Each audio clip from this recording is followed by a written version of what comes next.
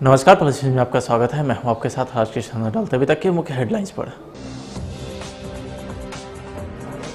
बिहार में नहीं रुक रही अपराध की घटना। मधुबनी में अपराधियों ने सोना कारोबारी को मारी गोली।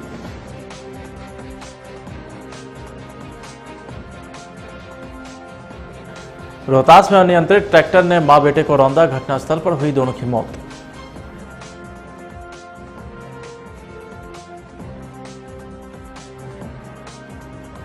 $1.5 करोड़ सोना के बिस्किट के साथ मुजफ्फरपुर में 2 तस्कर अरेस्ट।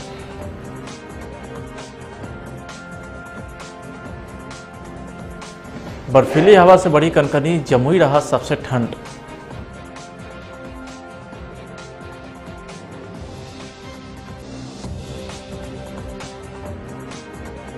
और 1 जनवरी से नाव के परिचालन पर रहेगी रोक। पार्क, मंदिर समेत भीड़भाड़ वाले स्थान पर होगी विशेष निगरानी।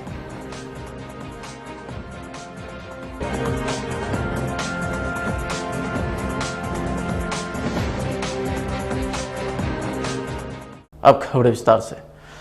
इस वक्त की बड़ी खबर मधुबनी से आ रही है, जहां अपराधियों ने एक सोना कारोबारी को गोली मार दी है। घटना बासोपट्टी थाना क्षेत्र के बासोपट्टी बाजार की है।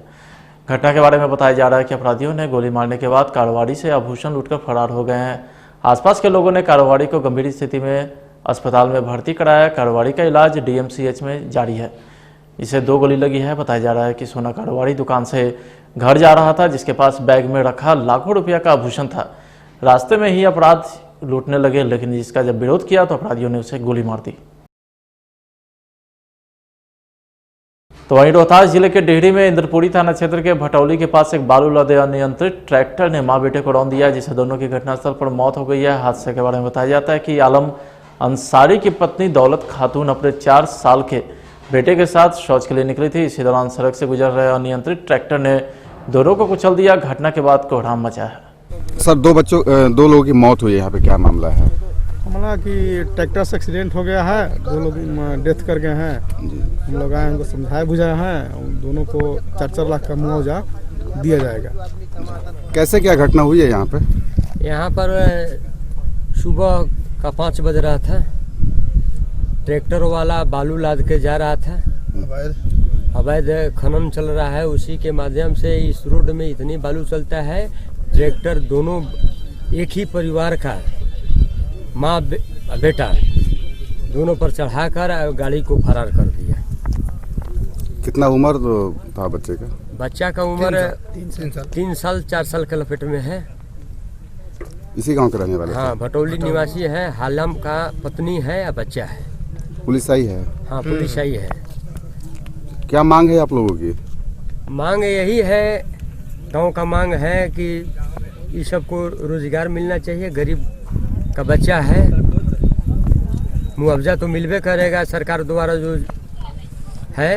बालू पर कार्रवाई की जाए। ये जो अवैध बालू चल रहा है, अवैध दारू चल रहा है, इस पर खास करके ऐसा कोई गांव नहीं है जहां पर कि दारू होम डिलीवरी नहीं हो रहा है।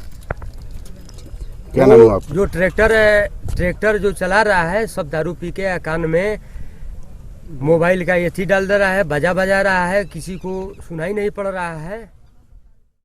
बिहार पुलिस को हाईटेक करने की बात अधिकारी बड़े बड़े दावों के साथ करते हैं, लेकिन जो सामने तस्वीर दिख रही है वो पोल खोलने के लिए काफ़ी है। पुलिस के जवान थाने की जीप को धक्का देकर परेशान है। अब सवाल उठ रहा है कि ऐसे में कैसे जवान अपराधियों को पकड़ेंगे। जब तक यह जीप स्टार्ट करेंगे तब तक तो अपराधी कई किलोमीटर आगे निकल गए होंगे। रोहतास में इन दिनों अपराध चरम पर है, लेकिन पुलिस तंत्र को संसाधन की कमी साफ दिख रही होगी। रोहतास जिला के करगहर थाने की गश्ती जीप 15 साल पुरानी है और अब यह धक्का मार गाड़ी बन गई है। आए दिन इसे धक्का मारकर स्टार्ट करना पड़ता है। ठंड में परेशानी और भी बढ़ जाती है। आप तस्वीरों में देख सकते हैं किस प्रकार 2 पुलिस के जवान अपने थानों की जीप को धक्का मारकर स्टार्ट कर रहे हैं। यह रोज का काम है। अब आप समझ सकते हैं इस धक्का मार गाड़ी से जिले में गश्ती कैसे हो रही होगी।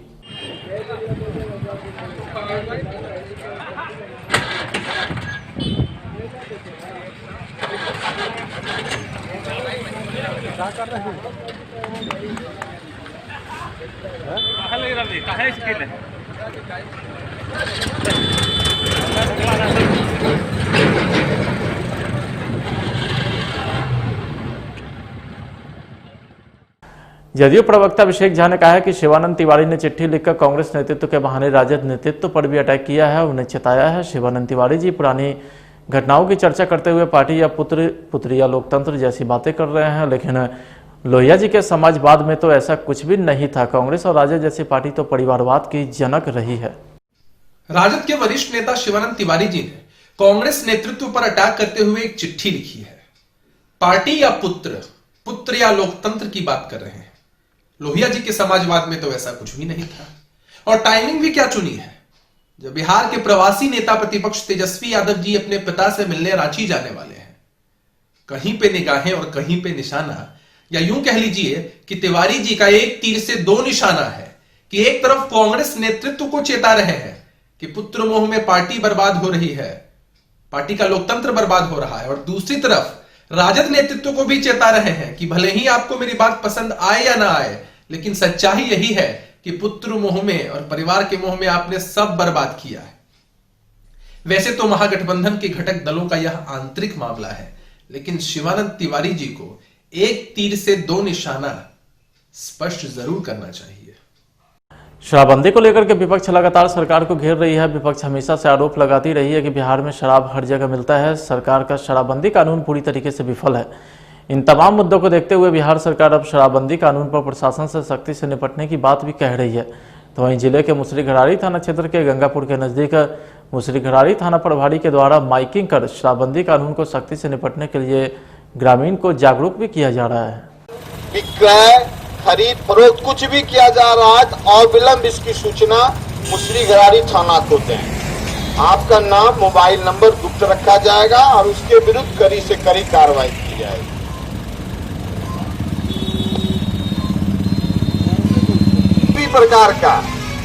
किसी भी प्रकार का देसी दारू, वैध विक्रय, किसी भी प्रकार का कुछ किया जा रहा है तो अविलंब इसकी सूचना मुसरीघरारी थाना को दें।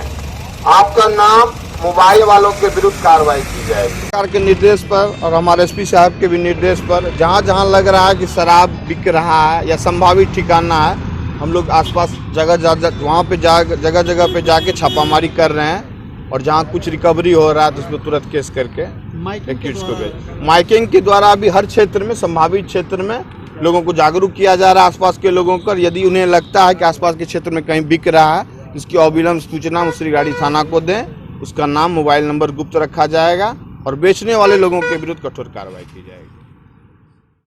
बिहार में बढ़ते अपराध को लेकर के एक ओर जहां विपक्ष सरकार को घेरने की कवायद में जुटी है, तो वहीं दूसरी ओर सत्तारूढ़ी दल हिंदुस्तानी अवाम मोर्चा ने बिहार में बढ़ते अपराध के लिए महागठबंधन खासकर राजद को जिम्मेवार ठहराया है। पार्टी के अध्यक्ष जीतनराम मांझी ने ट्वीट कर कहा है कि राजद अगर नेताओं और जेल में बंद कार्यकर्ता को समझा दे तो बिहार में 80% अपराध कम हो जाएंगे।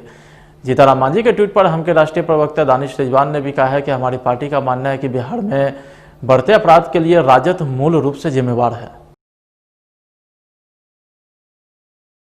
एडिशनल डिस्ट्रिक्ट जज पर नालंदा के हिलसा में हुए हमले पर पटना हाईकोर्ट के चीफ जस्टिस संजय करोल की खंडपीठ ने स्वतः संज्ञान लेते हुए इस मामले पर सुनवाई की है। कोर्ट ने कड़ा रुख अपनाते हुए राज्य सरकार को 23 दिसंबर तक जवाब देने को कहा है। आपको बता दें कि अनुमंडलीय न्यायालय हिलसा के अपर सत्र न्यायाधीश जयकिशोर दुबे गुरुवार की शाम को जब कोर्ट से वापस लौट रहे थे, उसी समय उन पर जानलेवा हमला किया गया था। हाईकोर्ट ने मामले पर सख्त रुख अपनाते हुए राज्य सरकार को बताने को कहा है कि इसकी तरह की घटना कैसे हो रही है और इस मामले में अब तक क्या कार्रवाई हुई है। इस मामले पर 23 दिसंबर को अगली सुनवाई तय की जाएगी।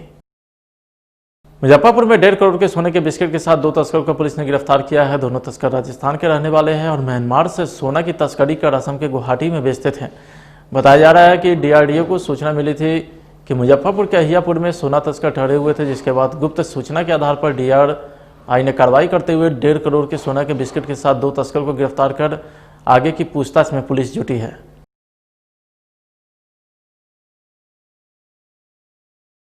1 जनवरी 2021 के अवसर पर भीड़ भाड़ वाले स्थानों पर शांति व्यवस्था, विधि व्यवस्था बनाए रखने हेतु जिला दंडाधिकारी कुमार रवि व वरीय पुलिस अधीक्षक उपेंद्र शर्मा के द्वारा संयुक्त आदेश जारी किया गया है। 1 जनवरी को लेकर पर्याप्त संख्या में मजिस्ट्रेट, पुलिस पदाधिकारी और पुलिस बल की प्रतिनियुक्ति की गई है। अधिकारी ने भीड़ भाड़ वाले महत्वपूर्ण स्थानों पर वाहन की पार्किंग, यातायात की सुचारू व्यवस्था करने के भी निर्देश ट्रैफिक एसपी को दिए हैं। 31 दिसंबर 2020 की रात्रि में होटल, क्लब, मंदिर, पार्क के आसपास और भीड़ भाड़ वाले स्थान पर शांति व्यवस्था एवं विधि व्यवस्था बनाए रखने के भी निर्देश दिए हैं। सभी अनुमंडल पदाधिकारी को अपने क्षेत्र में गंगा नदी व अन्य नदी पर सुरक्षा के दृष्टिकोण से मोटर बोट नाव के परिचालन पर रोक लगाने हेतु दंड प्रक्रिया की धारा 144 के तहत निषेधाज्ञा की जारी करने के भी निर्देश दिए गए हैं।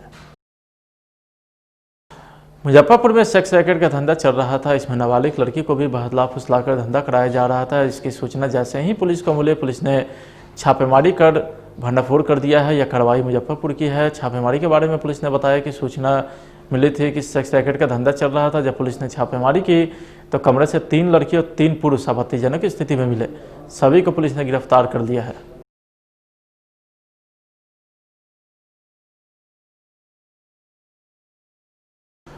पहाड़ों से आ रही बर्फीली हवा से पूरा बिहार बेहाल है। पिछले 24 घंटे में राज्य के अधिकतर शहरों में तापमान 3 से 6 डिग्री की गिरावट हुई है, तो वहीं सर्द हवाओं ने लोगों का हाल भी बेहाल कर दिया। 16 से 22 किलोमीटर प्रति घंटे की रफ्तार से चल रही सर्द हवा की वजह से लोगों का काफ़ी कनकनी महसूस हो रही है। इसके साथ ही अधिकतम और न्यूनतम दोनों तापमान में करीब 4 डिग्री सेल्सियस की गिरावट भी दर्ज हुई।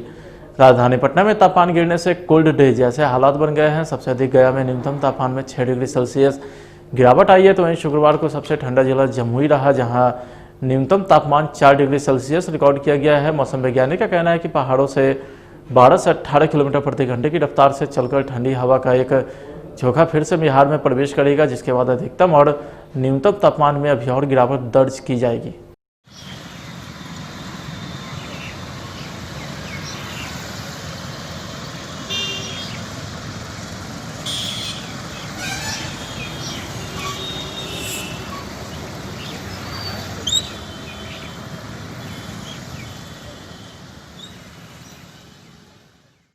आरआरबी एनटीपीसी भर्ती परीक्षा के लिए लंबे समय से इंतजार कर रहे उम्मीदवारों का इंतजार अब खत्म हो गया है। 28 दिसंबर के पहले राउंड की परीक्षा शुरू होगी, जिसके लिए एग्जाम सिटी और डेट की जानकारी भी जारी कर दी गई है। जिन उम्मीदवारों की परीक्षा पहले राउंड में है, वे अपने एग्जाम डेट और एग्जाम सेंटर की जानकारी चेक कर सकते हैं। एडमिट कार्ड 24 दिसंबर को जारी कर दिए जाएंगे। नोटिफिकेशन के मुताबिक एडमिट कार्ड के साथ ही रेलवे परीक्षा में शामिल होने जा रहे उम्मीदवारों के लिए मुफ्त ट्रैवल पास भी जारी करेगा। आपको बता दें कि एग्जाम सेंटर शहर से बाहर भी हो सकता है, इसलिए उम्मीदवारों को परीक्षा देने जाने के लिए अपने होम टाउन से बाहर भी आना जाना पड़ सकता है, जिसके लिए उम्मीदवार मुफ्त ट्रैवल पास का लाभ उठा सकते हैं। बता दें कि ट्रैवल पास केवल SC/ST कैटेगरी के उम्मीदवारों के लिए उपलब्ध होगा। केवल उन्हें ही मिलेगी जिन्होंने एप्लीकेशन फॉर्म भरते समय इस सुविधा के लिए अप्लाई किया था। रेलवे छात्रों की सुविधा के लिए कुछ अतिरिक्त स्पेशल ट्रेनें भी चला सकती है, जिनमें फ्री ट्रैवल पास लागू रहेगा। पास की मदद से उम्मीदवार एग्जाम सिटी तक जाने और आने दोनों की सुविधा ले सकते हैं। रेलवे बोर्ड ने ये पहले ही स्पष्ट किया है कि ट्रैवल पास का इस्तेमाल केवल आरआरबी एनटीपीसी CBT 1 परीक्षा में शामिल होने के लिए ही किया जाना चाहिए। यदि कोई उम्मीदवार किसी अन्य काम के लिए या अन्य शहर की यात्रा के लिए मुफ्त ट्रैवल पास का इस्तेमाल करता है, तो उसके खिलाफ कठोर अनुशासनात्मक कार्रवाई की जाएगी। ट्रैवल पास करने की सुविधा एडमिट कार्ड के साथ ही उपलब्ध होगी। अररिया के बौसी नदी थाना क्षेत्र के ठेंगा घाट के पास कंस्ट्रक्शन कंपनी के मुंशी की 3 दिन पहले गोली मारकर हत्या कर दी गई थी। इस मामले का अररिया पुलिस ने उद्भेदन कर दिया है। हत्या में शामिल एक अभियुक्त को गिरफ्तार करने में पुलिस ने सफलता पाई है। जानकारी देते हुए अररिया एसपी ने बताया कि आपसी विवाद में यह घटना घटी है। ठोंगा नामक स्थान पर एक पुल निर्माण का कार्य चल रहा था, वहीं पर उसके मुंशी को गोली लगने की सूचना मिली थी। 16 तारीख की सुबह में हमें प्राप्त हुई। तब तक जो घायल मुंशी था उसको पूर्णिया में इलाज के लिए ले जाया गया था। बाद में छानबीन के दौरान पता चला कि जो गोली लगी है वो उनके आपसी विवाद का नतीजा है। वहां पे जब घटनास्थल पे हमारी टीम पहुंची तो वहां पता चला कि घटनास्थल जो था वो ताला वहां पे बंद था।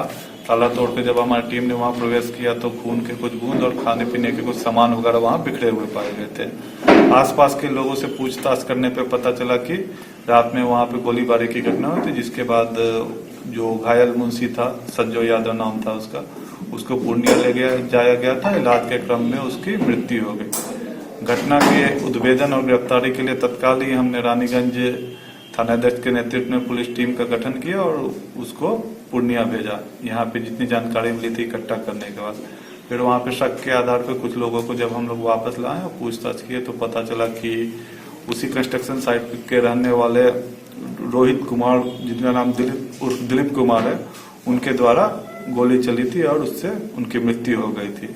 यह हथियार जो है ये मिट्ठू सिंह नामक एक व्यक्ति का था। वो भी वहाँ पे कंस्ट्रक्शन साइट पे मिट्टी सप्लाई करने का काम करता है और शाम को वहां पे वो लोग बैठ के खा पी रहे थे। उसी बीच में पिस्टल देखने के क्रम में भूलवश गोली चल गई थी, जिससे उसकी मृत्यु हो गई। घटना में 2 अभियुक्त की संलिप्तता पाई गई, जिसमें से एक अभियुक्त को गिरफ्तार कर लिया गया। दूसरे अभियुक्त की गिरफ्तारी के लिए छापेमारी जारी है। रोहतास जिले को धान का कटोरा कहा जाता है। यहाँ किसान उन्नत धान उपजाने के लिए विख्यात हैं, लेकिन इस बार जिला के शिवसागर प्रखंड के चमराहा गांव के किसान ने ब्लैक राइस की खेती कर नवाचार शुरू किया है। आपको बता दें कि ब्लैक राइस एक उन्नत नस्ल की कृषि और यह चावल 500 से 600 रुपये प्रति किलो के हिसाब से बाजारों में बिकता है। बताया जाता है कि गुणवत्ता के हिसाब से यह चावल बहुत स्वास्थ्यवर्धक है, खासकर मधुमेह से पीड़ित लोगों के लिए यह काफ़ी फायदेमंद है। खेती करने का मेरा उद्देश्य था कि हमारे ज़िले में बहुत सारे डायबिटिक पेशेंट हैं और एक किसान होने के नाते उनको अच्छा चावल देना। ब्लैक राइस एक ऐसा चावल है जिसमें जो डायबिटिक पेशेंट खा सकते हैं और उनको एक चावल मुहैया कराना उचित दाम पे। मेरा उद्देश्य यही था ब्लैक राइस का खेती करने के पीछे। बहरहाल हमारे यहाँ इतनी उत्सुकता अभी जागरूकता है नहीं पेशेंट में कि वो या कह सकते हैं कि गवर्नमेंट भी इस तरह का प्रचार प्रसार नहीं की है कि लोग ब्लैक राइस की तरफ मुखातिब हों खाने के लिए। यही है। बीज हम मणिपुर से लाए थे। कैसे मिला था? ये मेरा 1600 रुपये केजी मिला था बीज। ब्लैक राइस हमारे यहाँ बगल में चंदौली जिला है यूपी में। ब्लैक राइस का खेती वहाँ 3-4 साल पहले से स्टार्ट हुआ था। तो हमने एक अखबार में पढ़ा था कि ब्लैक राइस खाने से शुगर पेशेंट को काफ़ी राहत मिलती है, वो चावल खा सकते हैं। शुगर पेशेंट के लिए चावल मना रहता है, डॉक्टर मना करते हैं। तो उसको सोच के हमने कांटेक्ट किया। मेरे एक मित्र हैं रजनीश उपाध्याय, तो उनको लेकर मैं गया मणिपुर में, उनके एक परिचित थे। तो वहाँ से हमको 3200 रुपये में 2 केजी धान मिला। तो वहाँ से हम लेके आए। तो लास्ट ईयर खेती जब किए थे हम लोग, 2 लोग, हम और एक मेरे मित्र हैं, वो दोनों लोग किए थे। तो हमारा मार्केटिंग नहीं हो सका, जिसकी वजह से कुछ लोग तो डॉक्टर के कहने से ब्लैक राइस मेरे यहाँ कांटेक्ट करके ले गए 20, 25, 30 केजी इस तरह का। बहरहाल मेरे पास अभी भी 7-8 क्विंटल पड़ा हुआ है और इस कोरोना पीरियड में हम कहीं जा नहीं सके मार्केटिंग करने के लिए। लेकिन बगल के जिला यूपी में, चंदौली में और गाजीपुर में, वहाँ पे ब्लैक राइस का लगभग 80 हेक्टेयर खेती हो रहा है। अभी कल वहाँ बनारस से 3 ट्रक चावल कतर के लिए गया है, 160 रुपये केजी। गाजीपुर में एक सुखवीर एग्रो करके कोई कंपनी है जो कॉन्ट्रैक्ट फार्मिंग कराती है और वो 83 रुपये से लेके 87 रुपये केजी पर केजी धान खरीदती है। किसान को अगर 83 से लेके 87 के बीच का अगर 80 रुपये केजी भी मिले तो थोड़ा धान तो कम लगता है इसमें, मतलब कि प्रति बीघा धान का उपज कम होता है। अगर 10 क्विंटल भी धान हो जाता है तो सोचिए कि 80,000 से लेकर 85,000 रुपये तक पर बीघा का इसका इकोनॉमी है। तो एक फायदा किसान को भी फायदा होगा और दूसरी चीज़ कि हमारे यहाँ के जितने भी पेशेंट हैं डायबिटिक पेशेंट, उनको भी राहत मिलेगी। हाँ, मिलता होगा। इसका मार्केटिंग जब स्टार्ट हुआ था आज 5 साल पहले की मैं बता रहा हूँ आपको कि मुंबई में ये पैकेट करके 2400 रुपये केजी तक बिका था 5 साल पहले।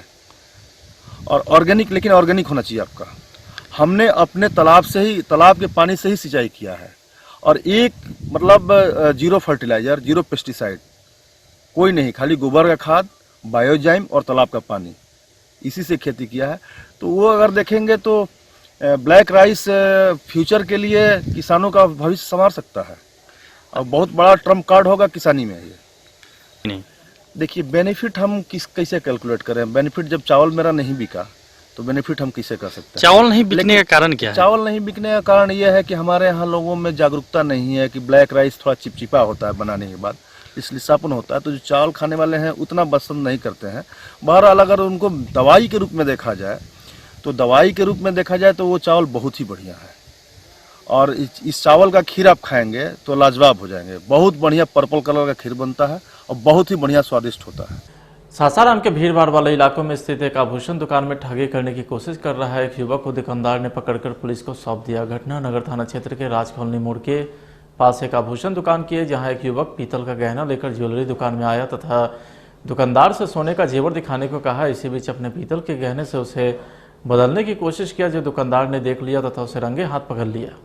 हुआ ये कि कस्टमर बन करके आया, लड़का जो है अपना सामान दिखलाने लगा, सामान दिखाते समय इसने पॉकेट में से पित्तल का सामान निकाला और रख दिया और बाकी सोना का सामान रख लिया। तभी वो देख लिया वो लड़का तो पकड़ा गया। तब से बोला कि आइए आप, ऐसा ऐसा बात है। तो हम लोग आए तो चोर को पकड़ कर रखा हुआ था सब। तो हम लोग सूचना पुलिस को दे दिए। ठगी का काम कर रहा है। ठगी का काम कर रहा है, ये हर जगह का ठगी काम करता होगा। मेरे दुकान पर पकड़ा गया। अब प्रशासन को हम लोग सूचना दे दिए हैं, प्रशासन जो है अपना कार्रवाई करे। पूर्णिया में पिछले हफ्ते 16 दिसंबर को ठेकेदार के 45 साल के मुंशी सज्जो यादव की हत्या उनके अपने ही रिश्तेदार ने की थी। इस बात की पुष्टि अररिया जिला के पुलिस अधीक्षक हृदयकांत ने प्रेस वार्ता में कही। मुंशी हत्याकांड में काला बलुआ निवासी रोहित कुमार को गिरफ्तार कर लिया है, जबकि अन्य आरोपी फरार है, जिसकी छापेमारी जारी है।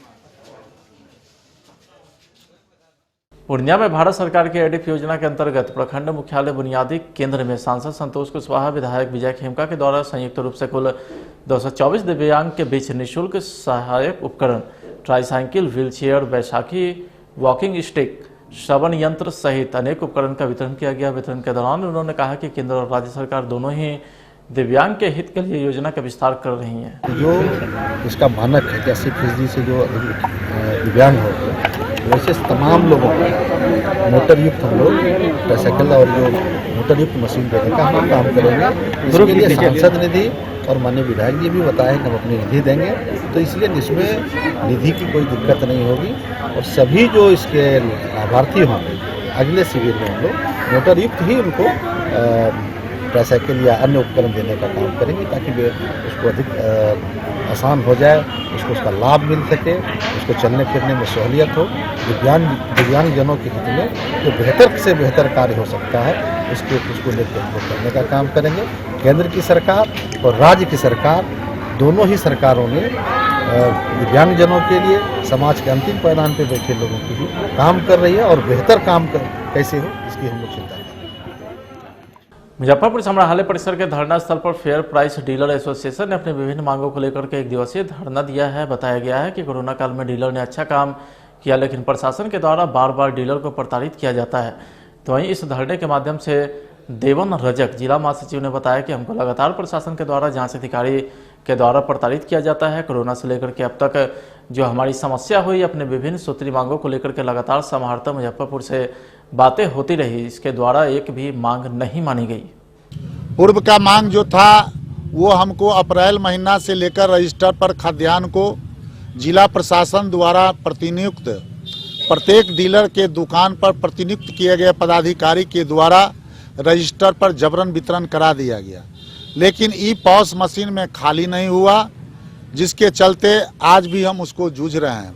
ये पहला मांग था। दूसरा हम लोग का था कि प्रधानमंत्री योजना, अन्न योजना, कल्याण योजना, जो फ्री का राशन हम लोगों ने 7 महीना 8 महीना वितरण किया, जो मार्जिन मनी सरकार के द्वारा भेजने जाने के बावजूद भी बिहार राज्य खाद्य निगम के उदासीन रवैया के चलते मात्र 1 महीना को ही भेजा गया है, और उसमें भी कुछ लोगों को नहीं भेजा गया है। ये हमारी मांग थी। और ये नवंबर से लेकर तमाम आगे हमारी ये जो मांग है ये पूर्व से है, और जिला प्रशासन ने हम लोग को कहा था कि आपकी जो भी मांग है उसको हम लोग तुरंत सॉल्व करेंगे। अभी वर्तमान की स्थिति ये हो गया कि नवंबर महीना में सरकार ने ये घोषणा किया था कि नवंबर तक फ्री देंगे, लेकिन एसआईओ बनने के बाद भी नवंबर का फ्री का खाद्यान्न हमारे विक्रेता को नहीं मिल रहा है, जिसके चलते आए दिन हमको गाली सुनना पड़ता है। और उपभोक्ता अगर नहीं मानी, सरकार ने इनकी बातों को हमारी नहीं मानी, तो हमारा अगला कदम होगा कमिश्नर साहब के यहाँ। कमिश्नर साहब के यहाँ चरणबद्ध तरीके लोकतंत्र में हम लोग का ट्रेड यूनियन एक्ट के तहत हमारा संगठन रजिस्टर्ड है और उसके तहत जो हमको करना होगा वो लोग हम लोग कमिश्नर के यहाँ घेराव पुनः इसके बाद करेंगे। अगर नहीं इस पर भी माना नहीं गया, अगर हमारा जो नवंबर और दिसंबर का जो ई चालान खाद्यान्न नहीं मिला है उसको अगर ई चालान को नहीं सुधार करता है तो हम लोग जनवरी और दिसंबर का खाद्यान्न को बाधित करेंगे।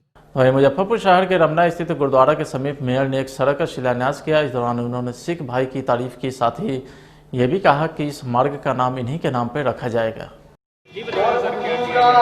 आज गुरु तेग बहादुर जी का आज पर्व है और हमारे शहर के सम्मानित सिख बंधु हैं जो हम लोग के साथ कदम से कदम मिला के चलते हैं और हम लोग उनका कदम मिला के चलते हैं। उन्हीं का दरख्वास्त पर हम लोगों ने आज से लगभग 2 साल पहले इस रोड का शिलान्यास किया था और उसी का उद्घाटन हुआ है और अति उत्साहित हम लोग हैं। यही चीज़ होता रहा है। निगम से हुआ है, निगम फंड हम लोग करवाए हैं। इसमें स्थानीय पार्षद हमारी आवार रंजन जी का भरपूर सहयोग रहा है और हमारे परम जो मित्र हैं खालसा उनका योगदान रहा है। इन्होंने ही प्रपोजल लेकर आया था, हम लोगों ने किया है और मैं आज कह देता हूँ कि इस मार्ग का नाम श्री गुरु तेग बहादुर जी मार्ग रहेगा। इसको हो सकता है कि हम लोग एक्सटेंडिंग से पास कर देंगे, हालांकि गली है, गली का पास में जरूरत नहीं पड़ती, लेकिन फिर जो नियमानुकूल काम हम देख लेंगे।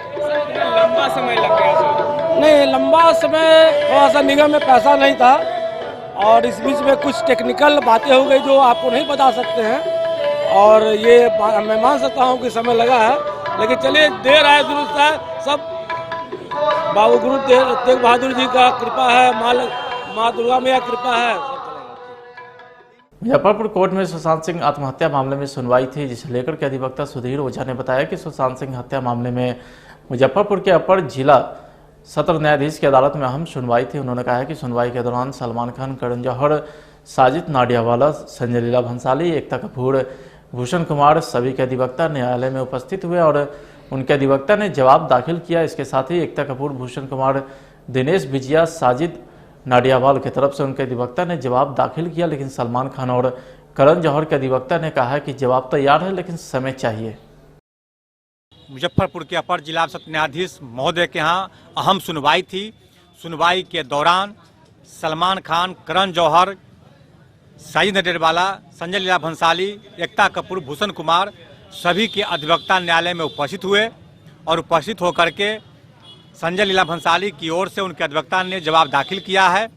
इसके साथ ही एकता कपूर, भूषण कुमार, दिनेश बिजियान, साजिद नाडियावाला के तरफ से उनके अधिवक्ता ने जवाब दाखिल कर दिया है, परंतु सलमान खान, करण जौहर के अधिवक्ता ने जवाब दाखिल करने के लिए कहा कि जवाब तैयार है, अभी एक समय चाहिए जिसके लिए दाखिल किया जाएगा। उनको एक अंतिम मौका जनवरी के प्रथम वीक में दिया गया है, जिसमें कहा गया है कि आप भी अपना जवाब दाखिल कर दीजिए। उसके बाद इस अहम केस की सुनवाई जनवरी के प्रथम सप्ताह से शुरू हो जाएगी। हमने पूर्व में इन सभी पर साजिश कर हत्या करने का आरोप लगाते हुए मुकदमा दर्ज कराया था, जिसके तहत डिस्ट्रिक्ट एंड सेशन मुजफ्फरपुर के जज के द्वारा नोटिस जारी की गई थी। नोटिस के बाद इनके अधिवक्ता उपस्थित हुए और आज जवाब दाखिल करने का समय था, जिसमें सब ने जवाब दाखिल कर दिया है। सलमान खान और करण जौहर ने एक समय की मांग किया है, अगले सप्ताह जवाब दाखिल करेंगे और इसकी केस की सुनवाई शुरू होगी। फिलहाल आज की खबर में इतना ही। आप देखते रहे प्लस न्यूज। नमस्कार।